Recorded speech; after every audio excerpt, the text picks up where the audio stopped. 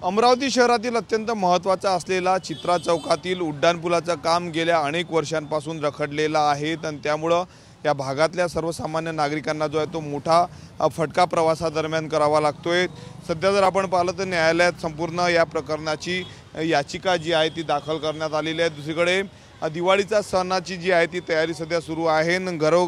अनेकांची लगबग जी आहे ती खरेदीसाठी घराबाहेर पडत आहे, परंतु महत्त्वाच्या चौकातला संपूर्ण हा उड्डाणपूल आहे, नागपूर कोल्हापुरी गेटपर्यंत जोडणारा हा उड्डाणपूल आहे, परंतु या उड्डाणपुलाचं काम जे आहे ते जवळपास 6 वर्षांपासून रखडलेलं आहे। त्यामुळे मोठ्या प्रमाणावर या भागामध्ये वाहतूक कोंडी होत असल्याचं आपल्याला पाहायला मिळते। दुसरीकडे या भागामध्ये घाणीचं साम्राज्य जे आहे ते मोठ्या प्रमाणावर पसरलेलं आहे। आपण बघू शकतो मुख्य ठिकाणी अशा पद्धतीने जे आहे ते घाणीचं साम्राज्य आपल्याला पाहायला मिळत आहे।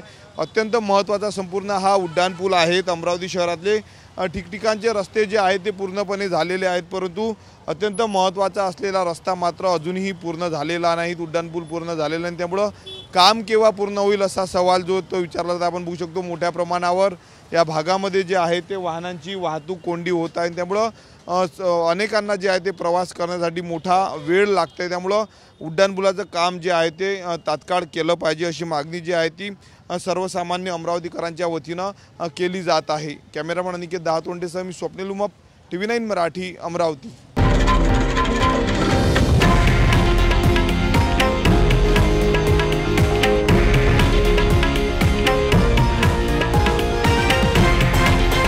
हे आहे देशातील नंबर 1 न्यूज नेटवर्क आणि आपण पाहत आहात TV9 मराठी, एकमेव।